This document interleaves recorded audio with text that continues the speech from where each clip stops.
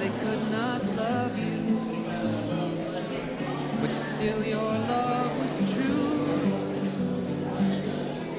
And when no hope was left inside on that starry, starry night, you took your life as lovers often do. But I could have told you this world was never meant for us.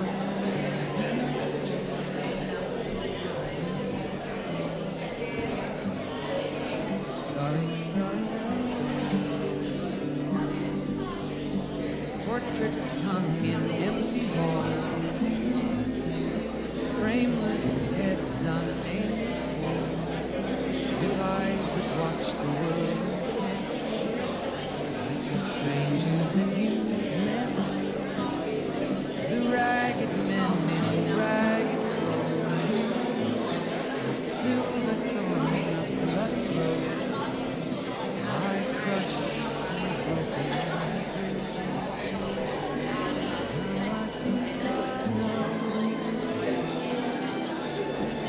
What you tried to say to me, to how you suffered for your sanity, to how you tried to set me free. They would not listen, they're not listening still. Perhaps they never will.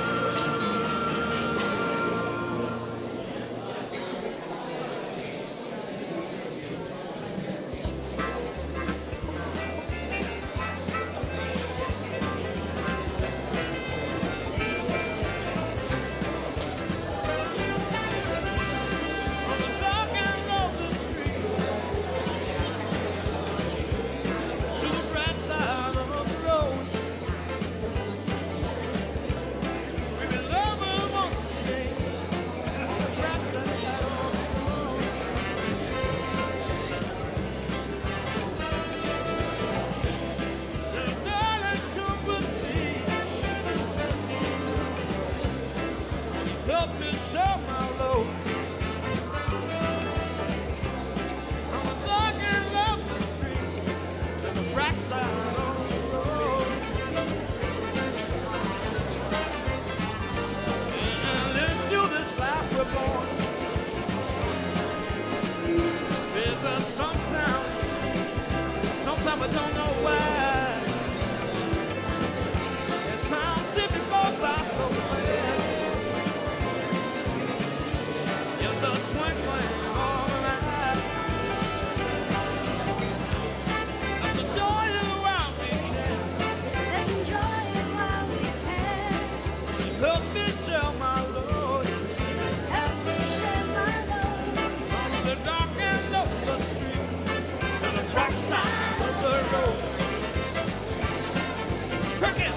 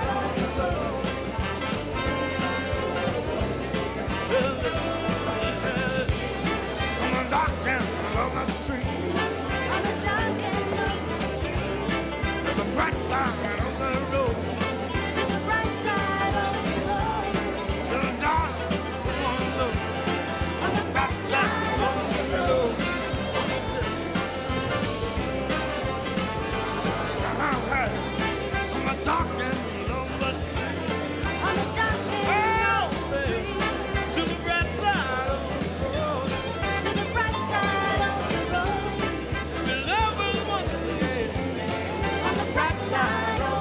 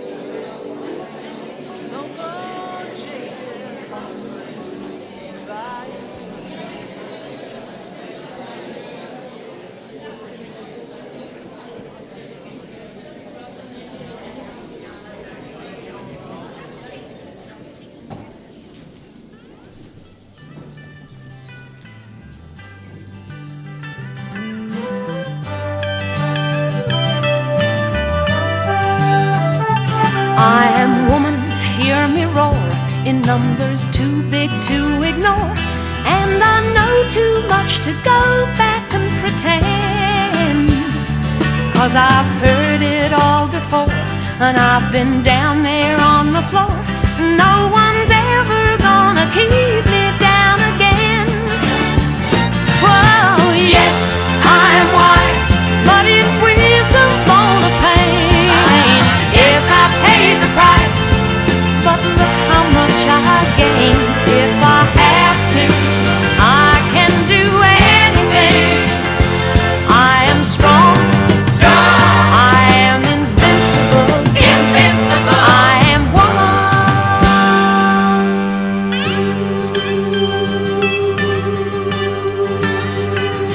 You can bend but never break me, 'cause it only serves to make me more determined to achieve my final goal.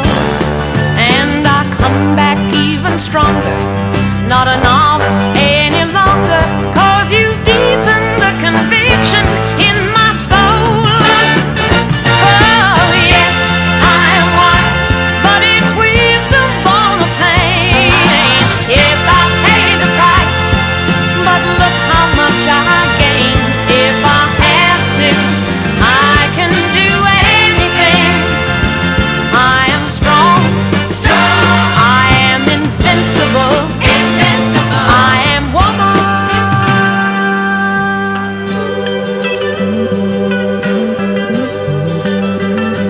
I am woman, watch me grow, see me standing toe to toe, as I spread my loving arms across the land. But I'm still an embryo, with a long, long way to go, until I'll make my brother understand. Oh yes, I am wise, but it's wisdom born of pain. Yes, I paid the price, but look how much I gained. If I have to, I can face anything. I am strong, I am invincible, I am woman. I am woman. I am invincible, I am strong, I am woman. I am invincible, I am strong.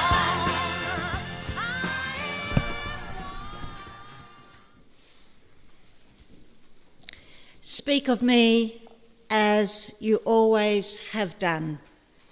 Remember the good times, the laughter, and the fun. Share the happy memories we have made. Do not let them wither or fade. I will be with you in the summer's sun, and when the winter's chill has come, I will be the voice that whispers in the breeze. I am peaceful now. Put your mind at ease. I have rested my eyes and gone to sleep, but memories we have shared are yours to keep. Sometimes our final days may be a test, but remember me when I was at my best. Although things might not be the same, do not be afraid to use my name. Let your sorrow last for just a while. Comfort each other and try to smile. I have lived a life filled with joy and fun. Live on now. Make me proud of what you will become. Ladies and gentlemen, we've come together this afternoon in remembrance of Joan Ellen Davis, Jed, Pez, or Joni, as she was known to so many, the dearly loved wife of Jack, deceased, partner of Kerry and Laurie, both deceased, adored mother of Mick and Barb, Wayne and Leanne, Graham, deceased, and Kim, and treasured nan of Kate, Holly, Carly, Matthew, Jordan, and Joshua, and great nan of Ayla. On behalf of Joan's family, I welcome you and thank you for being with them here today to celebrate her life and to say goodbye to her in a loving and meaningful way. I also welcome all of those watching via live stream today, especially her sister Kathleen, who is unable to be with us. During this celebration, we will remember Joan's life and say goodbye to her in the way that she would want us to do. Not too much fuss and not too many tears. At the conclusion of this service, you are warmly invited to join the family at the Yeoman Football Club, a place dear to Joan's heart, to share your memories of her and to support one another. The family would like to offer their sincere thanks to the staff of the court at Umina Park for their amazing care of Joan over the last 10 months and the wonderful friendships they made with her.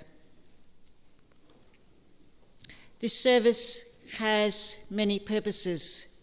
Of course, it is for the reverent farewell of Joan, but it also recognises and acknowledges the value of her life to those who knew her.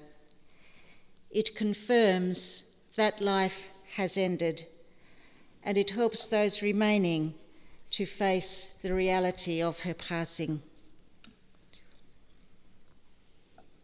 But it is good to remember in your sadness that grief is a passage, not a place to stay. Grief is not a sign of weakness nor a lack of faith.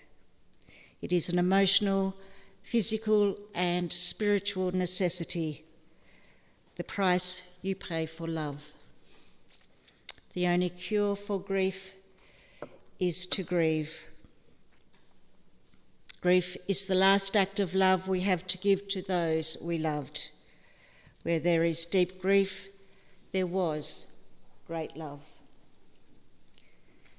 To honour their memory with a promise to live a little better for having known them gives purpose to their life and some reason for their death. Joan was born with an inner strength that most of us spend a lifetime trying to achieve. A preemie baby weighing only 2 pounds at birth, her parents, Jack and Margaret, took her home in a shoebox. The clinic nurses visited regularly, never thinking she would survive. But survive she did. Not only did she survive, she flourished and became a legend, a tennis legend, playing until she was 80, a badminton legend, a ballroom dancing legend, and a legend in her family. With her sense of fun, her love of life, her infectious smile that she gave to everyone, Joan lived through good times and bad, happy times and sad. When her beloved Jack died in 1964, she had 3 boys under 9. She raised them, she worked, she kept house, and she was impeccably dressed always. Did she run away to hide? No. She got on with life, taking all that was to come in her stride, and she created a wonderful family. A beautiful woman inside and out, I now invite her dear friend, George Blatchford, to come forward and deliver Joan's eulogy. Thank you, George.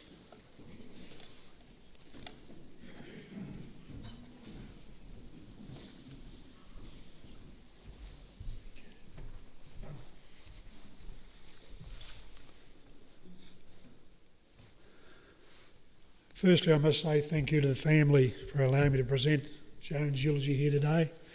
It is both an honour and a privilege. I first became acquainted with Joan in 1976 through our involvement with the Yeoman Football Club.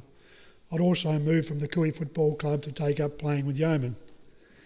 That involvement continued into playing football with the three sons, raising families and ensuring friendships with the family and their partners over many years. Joan Ella Davis was born on the 16th of August 1933, a daughter for Jack and Margaret McCarthy. She was one of 9 children. The family lived in a small 2-bedroom house in Forth, complete with a few small paddocks. They had a few sheep and fowls, and a dad grew potatoes to help feed the family.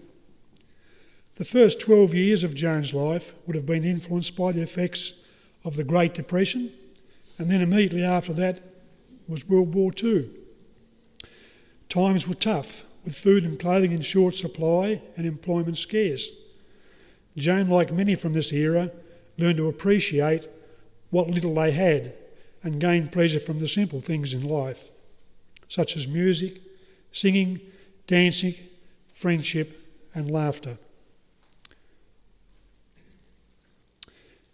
She developed a resilience and a steely resolve. Joan attended the Forth Primary School. She wasn't overly fond of school, and like many others back in that time, chose not to continue on to her secondary school, but rather begin working life at a very young age. One of Joan's early jobs, I believe, was working at the Forth Hotel. In the early 1950s, Joan commenced working as a paper sorter and counter at the paper mill in Burnie. I'm not sure if it was the West or East Mill. It was this time that she met and married returned soldier Jack Davis, who was working at the East Paper Mill. Jack and Joan supported and frequented the RSL, a tradition that Joan, along with good friend Beryl Earl, continued until Joan's recent ill health. Jack and Joan were married in 1955, making their first home in Somerset, before moving to what was become the family home in Bird Street, Burnie. It was here that they celebrated the arrivals of their 3 sons, Mick, Wayne and Graham. While stationed in Timor during World War II, Jack contracted malaria. It affected his health and eventually he succumbed to a heart attack at a relatively young age. Joan lost her beloved partner and the boys, Mick, 9 at the time, Wayne 3 and Graham, 8 months old, had lost their dad. Joan, with her inner strength and a steely resolve and get on with attitude, lovingly set about providing for and raising for her 3 sons. As a single parent, she accomplished this admirably for the next 5 years. Joan took up work as a cleaner at the old Burnie Hospital, where the Harvey Norman site sits today. Joan eventually met Kerry Hodgetts and they became partners. Joan and Kerry played tennis and badminton together. They became playing members at the Kui Tennis Club, and Joan told me that she also played matches on the old APPM courts in South Burnie. Through Kerry's involvement, coaching and playing with the Kui Football Club, Joan became a Bulldog supporter, and this she continued to do so, with both Mick and then Wayne wearing the green and gold some years later. Most of us will say that Joan was a straight shooter, that she told it as she saw it, that she saw things as being pretty much black or white.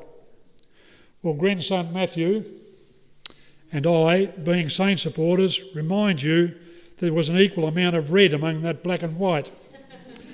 Joan delightedly related to me a few times over the years that St Kilda, after winning the 1966 premiership, travelled to Burnie early the following year. They played an exhibition match at West Park against the NWFU, a combined team comprising the best players here on the Northwest Coast. After the match, a few of the Saints players were invited up to Joan and Kerry's. I can't remember the players she mentioned now, apart from the big blonde ruckman, Carl Ditterich. Joan, with that cheeky smile, said he was so good looking and that he was that tall that he could barely get through the doorway. I never thought to ask Joan if she was a Saints supporter prior to that. When Kerry joined the Yeoman Football Club to play and coach, Joan followed, firstly to Elliot and then to Les Clark Oval and Cooey. She joined the Women's Committee and was a staunch supporter, always offering help and encouragement. Joan referred to the Yeoman players as her boys. Joan and Kerry thought the three boys needed the calming influence of a baby sister, and thus Joan gave birth to Kim on the 8th of December 1972. And we all know what a great calming influence that turned out to be. As she did in life, Joan experienced the highs and lows and struggles in football. In typical Joan fashion, win, lose or draw, she was always proud of giving your best, enjoying what you have and regardless of the result, soldiering on with a smile on your face. After many years of dedicated service, Joan was awarded life membership of the Yeoman Football Club, an honour she shares with both Kerry and Mick.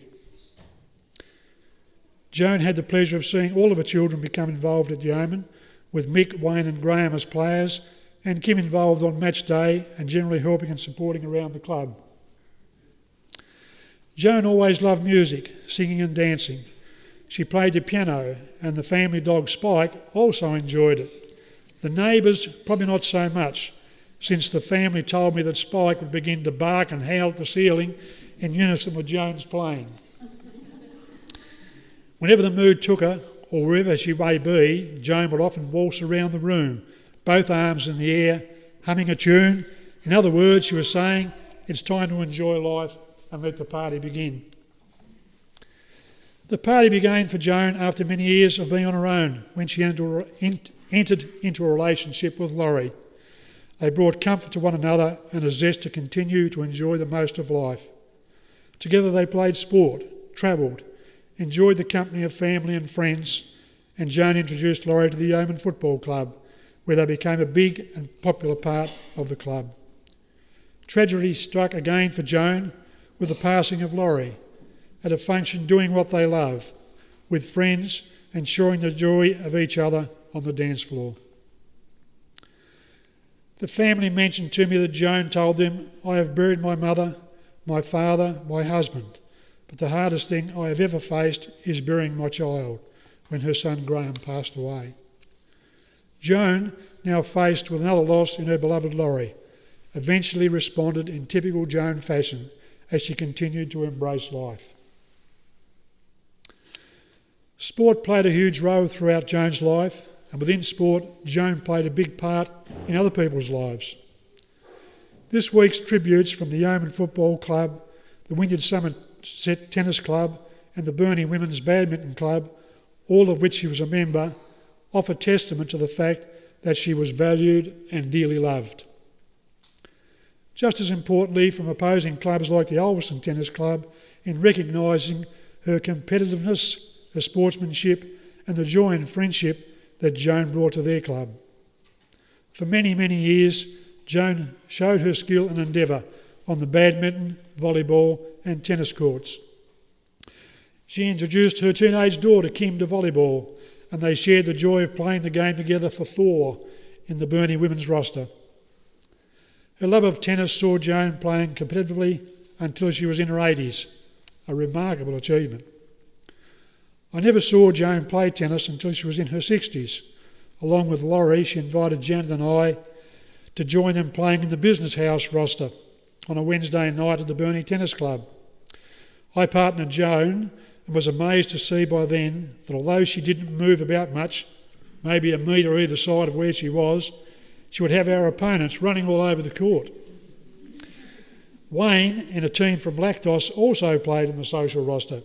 He tells me that one particular night that word got about that Joan was playing her son and that people came to watch the spectacle. She never moved much, but she had been running all over the court. Absolutely pants me, he said. Mick and Barb suffered a similar fate while holidaying with Joan at a resort on the east coast. Mum never moved much, but by the heck, had us all over the court.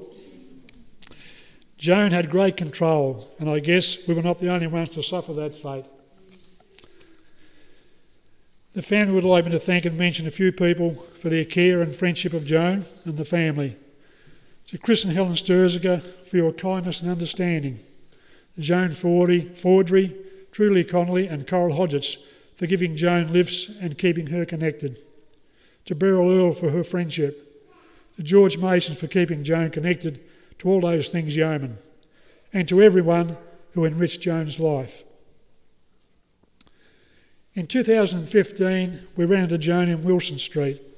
She had lost a lot of weight and told us she was recovering from an operation for bowel cancer. Yet there she was with a smile, selling raffle tickets for the Make-A-Wish Foundation. Typical Joan. To her family, Mick, Barb, Wayne, Leanne, Kim, her grandchildren, Kate, Holly, Carly, Matthew, Jordan and Josh, and great-granddaughter Ayla, Joan loved and was proud of you all. Not one to gloat, but she was always pleased to share her news of all of you and what you were doing and what you were achieving. In closing, Joan was always smiling, loved to laugh, was always up for a chat and a beer. She liked to stir, said things as she saw them, and was a genuine, wonderful lady. She was valued and loved by many, had a great sense of humour, and never had a bad word to say about anyone. Joan, thank you for enriching so many of our lives. Rest in peace.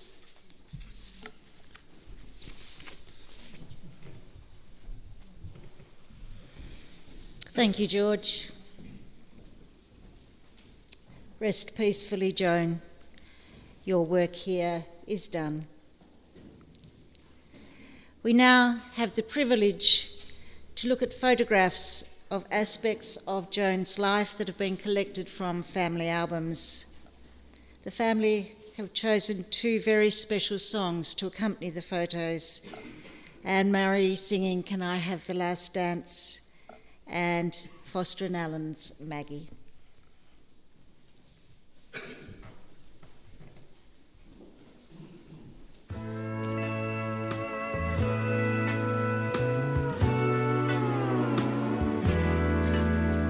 I'll always remember the song they were playing the first time we danced, and I knew as we swayed to the music and held to each other, I fell in love with you. Could I have this dance for the rest of my life? Would you be my partner every night? When we're together, it feels so right. Could I have this dance for the rest of my life? I'll always remember that magic moment when I held you close to me.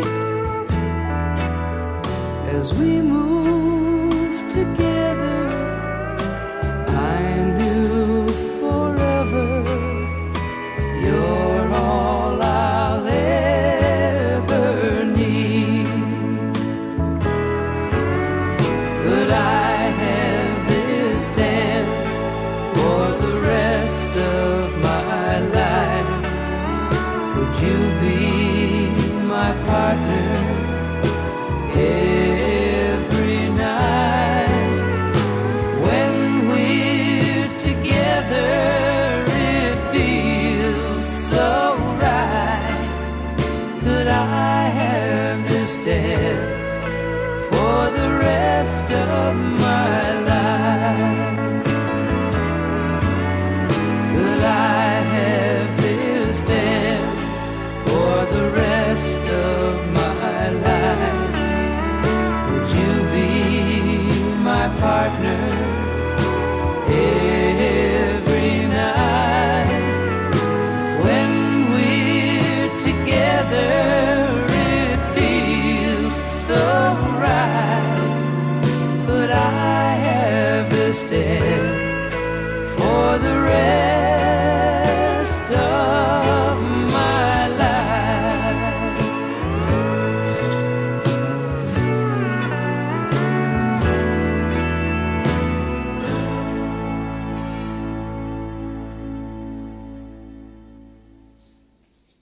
I wandered today to the hills, Maggie, to watch the scene below.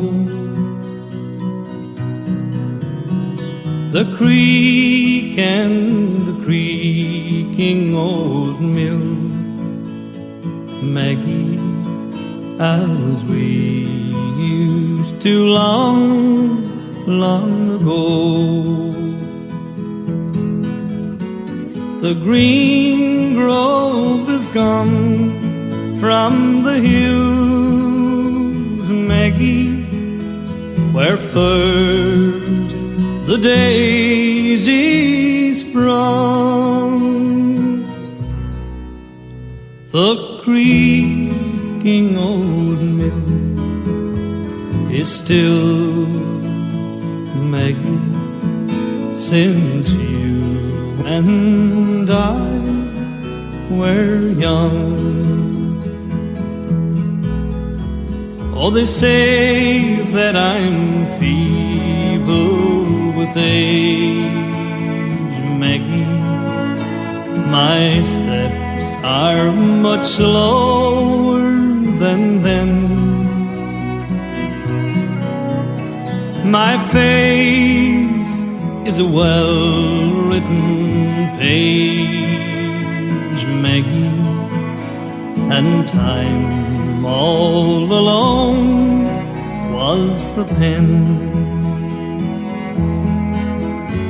They say we have outlived our time, Maggie, as dated as songs that we've sung. But to me, you're as fair as you were, Maggie, when you and I were young.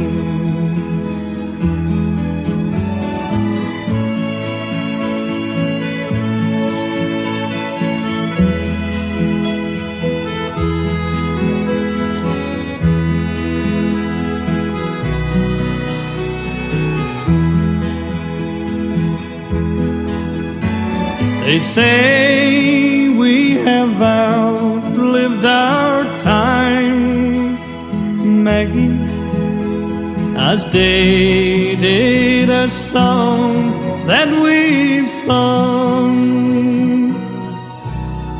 But to me, you're as fair as you were, Maggie, when you and I were young. When you and I were young.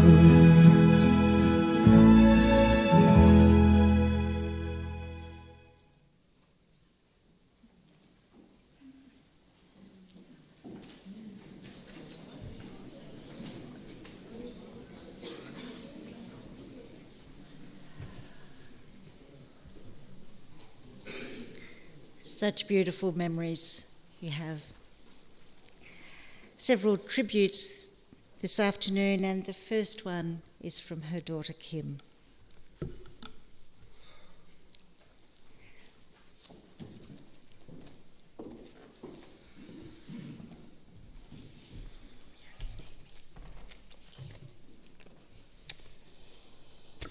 Okay, I don't need to introduce myself because Denise has just done that, so thank you.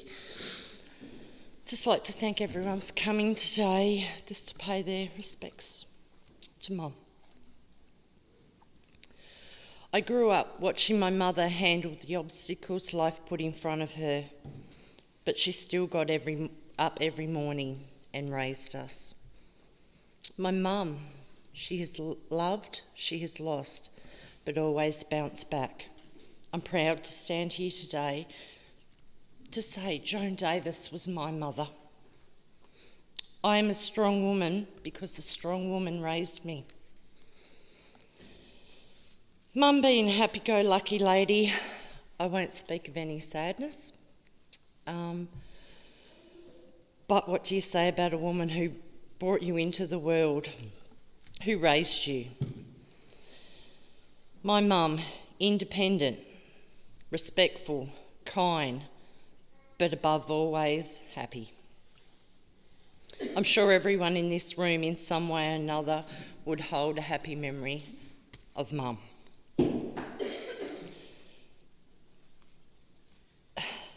So many stories. I can remember Mum telling me once she had saved up and worked really hard. She had her eye on a petticoat. There was a dance coming up. So she saved money, went and bought the petticoat, went back to Nan and Pop's and washed it and hung it out in the line. She went out later to get the petticoat. Pop's goat had ate it. Hence why we think she doesn't like goats. Another memory, we took her to Mick and Barb's at Myalla and we were walking along near the creek and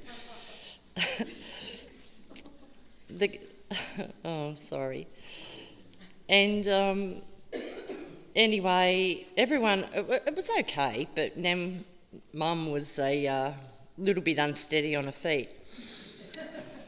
So she did a commando roll and got up, and we did help her up after we stopped laughing, but after a while, for that time, she then got called Nan Commando. I used to laugh when she'd growl at me. I would get Mick, Wayne, Graham, whatever your bloody name is, which was good for me because I think she forgot then what she was growling at me about. I did like to stir Mum. That was the calming effect that George obviously spoke about. We one day went shopping and I went to the bottle shop. Surprise, surprise. And anyway, I said to Mum, I'm just running in to get something, can you wait in the car? So off I go, grab what I want. I'm being served. And the poor lady that was serving me in the end, I see Mum come around the corner and I just looked at her and I went, what are you doing out of the bloody car? And the look on Mum's face, and then she just starts laughing. But we then both looked at the poor girl that just served us because I think she was more in shock that, yeah, what's that girl talking to that lady like that for?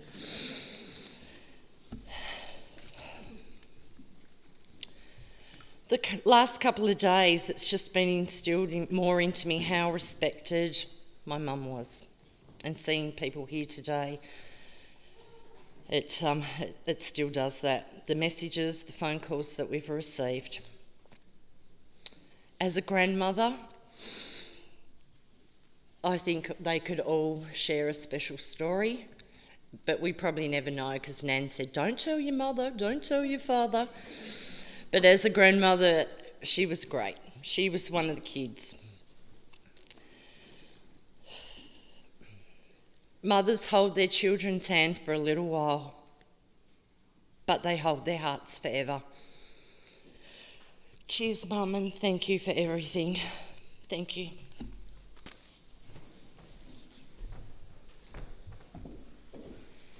Thank you, Kim.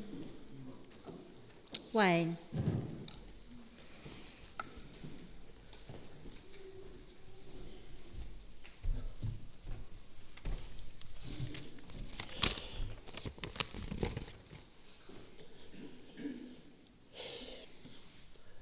I'm Wayne, second eldest son. In Mick's would say I'm the precious one, or the favourite one. Okay. Joan, Mum was special to everyone. For me, a mother-son relationship. Mum was funny, she was witty, she loved life. She was sprightly, like she'd just get up and go. Laugh, always laughing, but very loving and very caring. She was always there for us. Just a social butterfly. 12 years ago, I moved to Warrnambool, and my access, I suppose, to see Mum on a day-to-day basis become limited, but I made the effort to come home and have a week with her round about her birthday. Anyway, I get home, basically I have a car, I turn up, let's go, we're out of here. So, you know, our favourite haunches, we'd go to Stanley, we'd go to Hersey's, we'd have fish and chips. She loved it, but we couldn't go to Stanley without going to the Stanley pub and having a couple of beers. Okay? Then we come home, we called in, we see Barb a couple of times, we go to the Boat Harbour shop, got to have an ice cream, got to have an ice cream. We'd do that and we'd be home. Mum would love it, and I loved it too because it's one-on-one time that I had with her.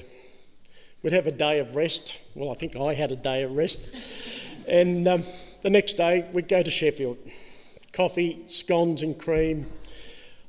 She just loved it. It was a day out. She just loved being taken anywhere and having fun. On the days off, we'd probably cook together. We had this little thing going, and I made rissoles, she made rissoles. And I say, Mum, let's cook rissoles. Okay, let's cook yours, Mum.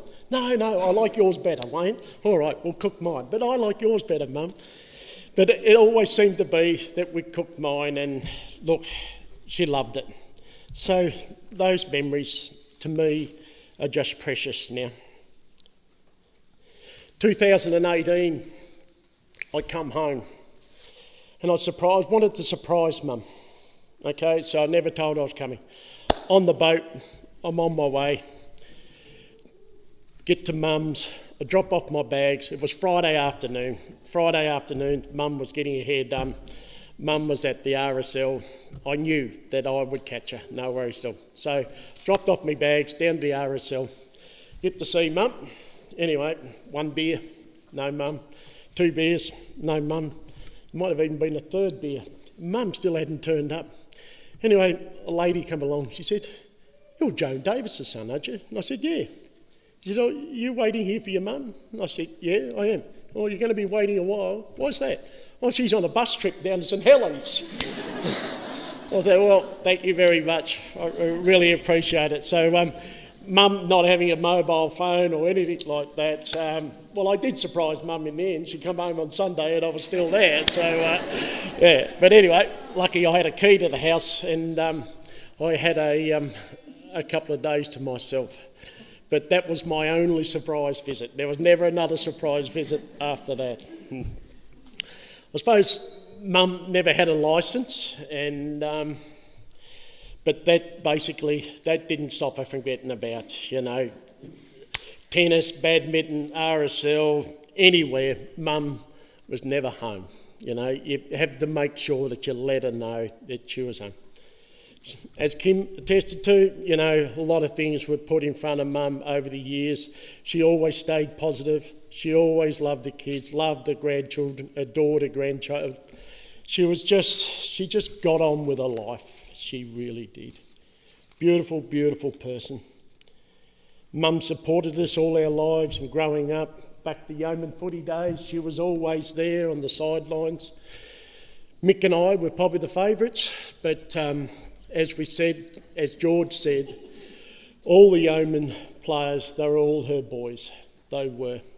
And she was very proud to be a member and associated with the Yeoman Football Club over the years. I nearly got taken out of the will there 1 year or 2 years. I left Yeoman and went and played with Ridgely. Well, I thought I was in strife. And one of the hardest things I may have had to tell Mum at the time. And anyway, she supported me and she said just basically, good luck. And on I went.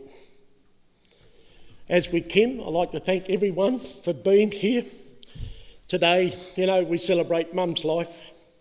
We share our memories. We remember her for the beautiful person she was. May you rest in peace. We love you, Mum. Thank you.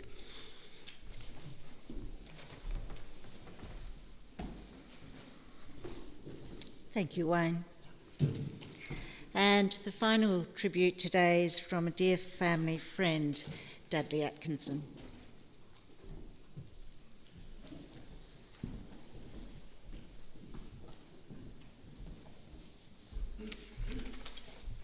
Thank you, Denise.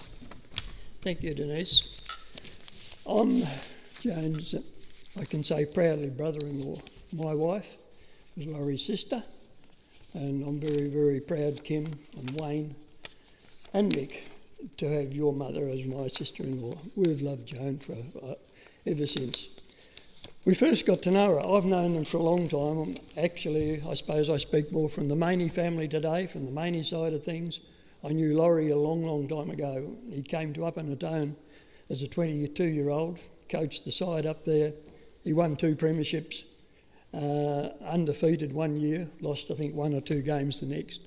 Laurie was a man that I always had on a pedestal. He was my football hero and one of my heroes in life. And when he died on that tragic night, June the 17th, 1999, Joan's world and a lot of other people's world came crashing down. Laurie was an outstanding man. And I think that day we felt for Joan, the family, the Maney family, the lot of us. And I can remember just a couple of 3 months before that, me and my ex were downtown. We decided to have a meal and we ran into Joan and Laurie, and we went to the club hotel and had tea. We had a beer or 2 or 3, as you would with Laurie and Joan. One thing I'd say about Laurie, you never got into school with Laurie Maney. He could drink a bucket full of beer. It's like he wouldn't even know it. He was an amazing man. And he met somebody who was the love of his life, and they were an amazing couple.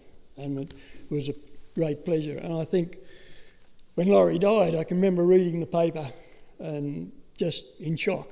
I knew the Maney family, particularly Morris and Alan. I played football with Alan and Laurie. And I remember Laurie saying to me one day, I sort of had eyes for his sister. She was a bit younger than me. I thought she was special then, and I still do today. And Laurie said to me, concentrate on what's going on here, mate, not what you're looking at over the fence. He knew what I was looking at. But to see that in the paper really shocked me. And I know that Joan, after like the tragedies that she suffered in life, losing 2 husbands virtually, and a son in those circumstances, was pretty shocking. Joan, we loved Joan as a member of the Maney family. She was a very genuine woman, a very humble, modest, honest woman, and no-nonsense woman. I remember Mick telling me a story of the old bugger next door gave the boys a hard time after their father died and the football went over the fence. And the old fella took it inside and wouldn't give it back. And Mick, at about 16, thought, well, I've had enough of this. Over he went, gave him a rough up, took the football off him and went home. And he went outside and he was talking to Joan over the fence. He told Joan what Mick had done. And Joan, just a matter of fact, down to earth, Joan said straight out, what did you do to Mick? You must have deserved it. So serve him right. As we move on, I can tell you like a lot of funny stories about Joan. We quite often used to ring her up, and one of Joan's failings, I thought, was her attitude on the phone. She was pretty abrupt on the phone. And after Laurie died, we went to Joan and said, we'll always be there for you. We'll always look after you. Anything you want, just let us know. Ring us up. She said, I don't know your number. Yes, you did. We gave it to you. She said, I lost it.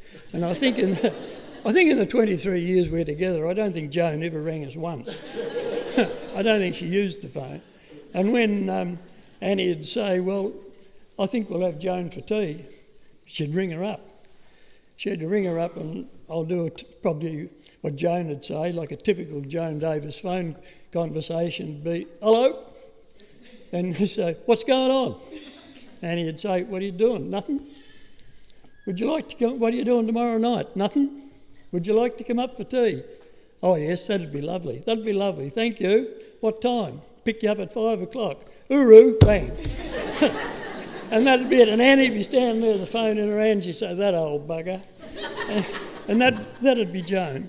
But one of the funniest stories I can tell you, and this is a true story, with friends Doug and Bev Gabberty and Barry and Cheryl French and Annie and I, the 6 of us, we decided to go to a do at the Civic Centre. There's something, I don't know what it was 20 odd years ago. We'd only just got together. And Annie then booked a trip to Queensland. She couldn't go. So she said, I've got this ticket. What am I going to do with it? I said, I don't know. She said, I'll ask Joan, see if Joan will go. Yeah, Joan will go. Yep. Joan jumped at it. So Joan and I was off on a date out. It wasn't that long after Laurie had gone. So I goes to the door, and I didn't know any of Joan's family, and none of Joan's family knew me. I knew these two fellas a bit through football, but I didn't know they were Joan's sons. I gets to the door and knocks, and the two girls come out, Katie and Holly, I think. The strange bloke at the door. I said, I've come to pick up Joan, we're going out. And the look on their face, so, Granny going out with a bloke? No way. They wasn't very impressed at all, because Joan, I think she was dressed just like that. I think that was Joan. She came out, threw her arms around me, hello darling, threw her arms around me, gave me a big hug and a cuddle and all over me. And these two girls are sitting there in shock. And Joan just said, hooroo, hooroo, girls. And away we went. We got in the car and she's laughing her head off. And down the road we went. We got to the Civic Centre, met up with the others, and we goes in. We gets into a seat. You've got your allocated seats. And we're sitting in there and we're talking about what happened at the house and sitting there talking. Next thing, Joan gets a tap on the shoulder. What the bloody hell are you doing here? He turned around. I didn't know who it was. It was him. It was Wayne. Sitting right behind us. Joan, and I was sort of a bit, a bit hesitant about it, but Joan laughed her head off.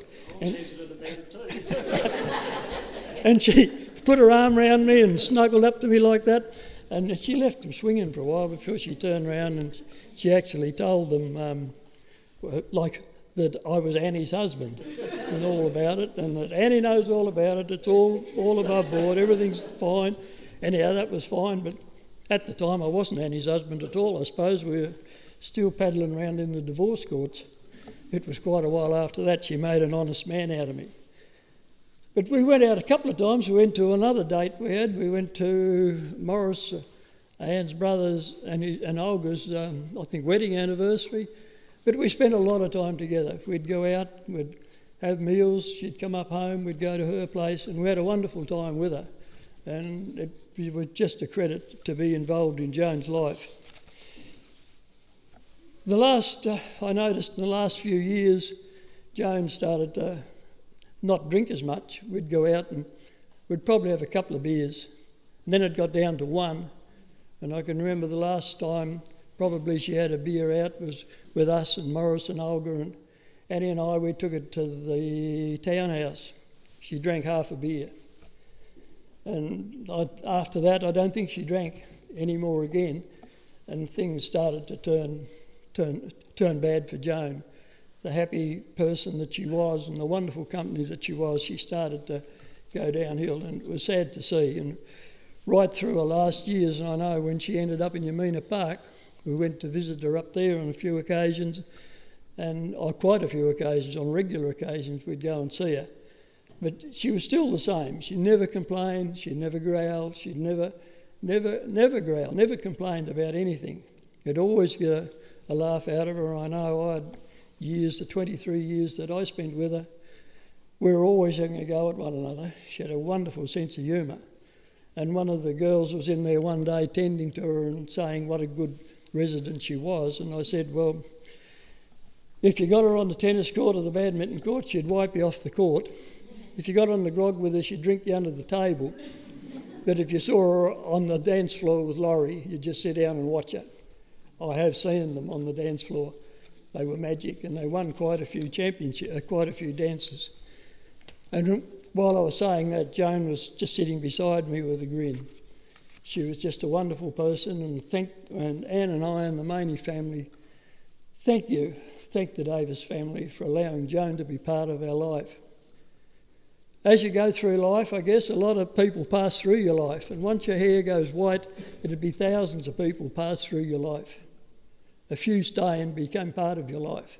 And I and Annie, for one, I will be forever grateful that Joan was part of our life. She was a great person, a wonderful person.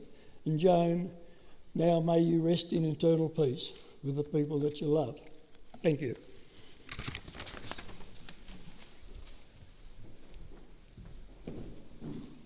Thank you, Dudley. I'm sure you'll have many more stories to tell later this afternoon out at the footy club. Family members are now going to place flowers on Joan's coffin and say their quiet goodbyes. While they're doing that, I invite you to reflect on the place that Joan had in your life and everything that she meant to you.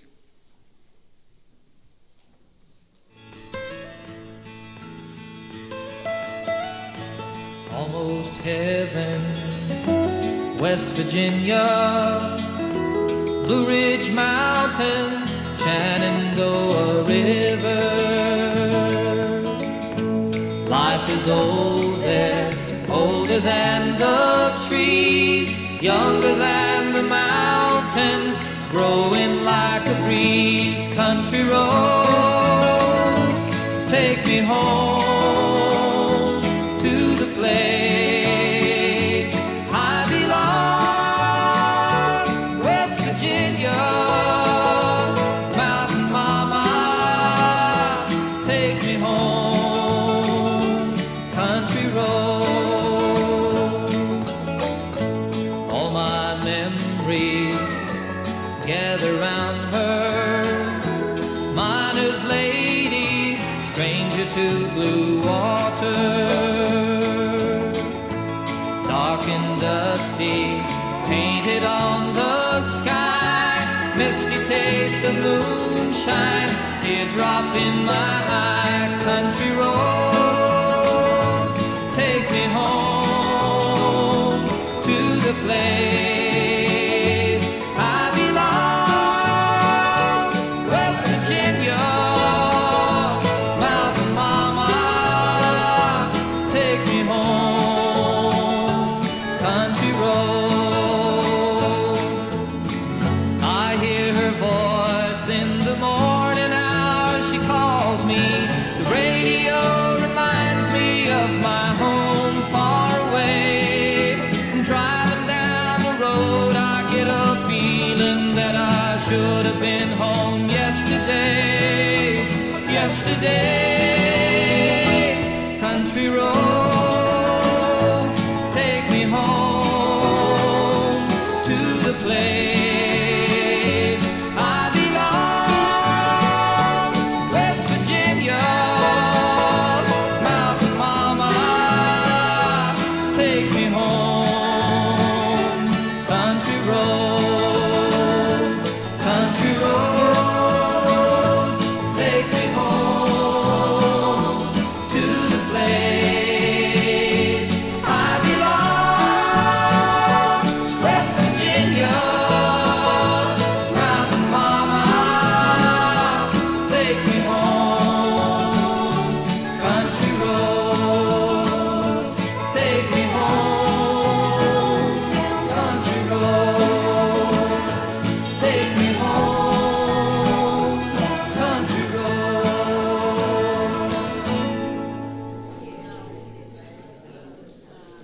To the living, I am gone. To the sorrowful, I will never return. To the angry, I was cheated. To the happy, I am at peace. And to the faithful, I have never left. I cannot speak, but I can listen. I cannot be seen, but I can be heard. So as you stand upon the shore gazing at the beautiful sea, remember me. As you look in awe at a mighty forest and in its grand majesty, remember me. Remember me in your heart, in your thoughts, and the memories of the times we loved, the times we cried, the battles we fought, and the times we laughed. For if you always think of me, I will never be gone. It is now time to lay this amazing woman to rest. Would you all please stand?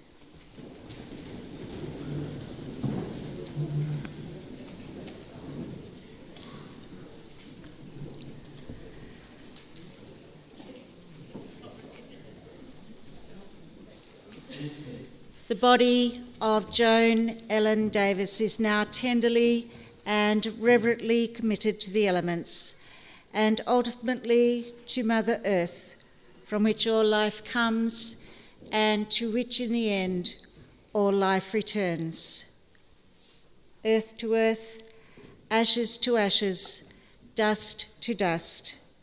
Grateful for the life that has been lived and for all that life has meant to us, may we resolve that while we live, we will strive with all our might to make our living of real worth. We are glad that Joan lived with us and for us. We cherish her memory, her words, and her deeds. We recall the influence that she had upon us, and we will be forever grateful for a life that has been lived to its fullest measure. Joan, may the road rise to meet you and the wind always be at your back. May the sun shine warm on your face and the rains fall softly in your garden.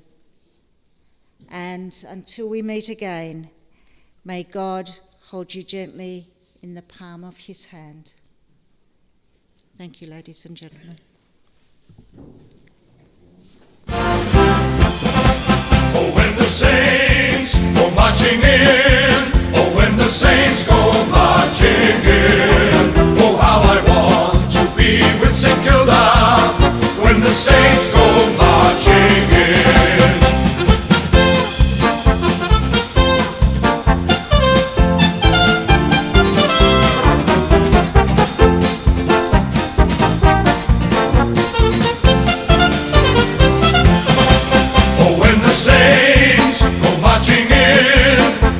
Saints go marching in.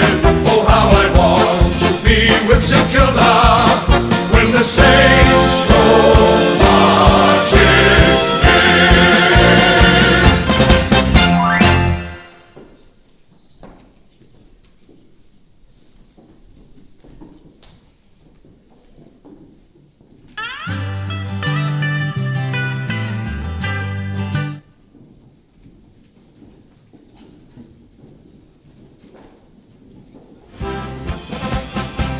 say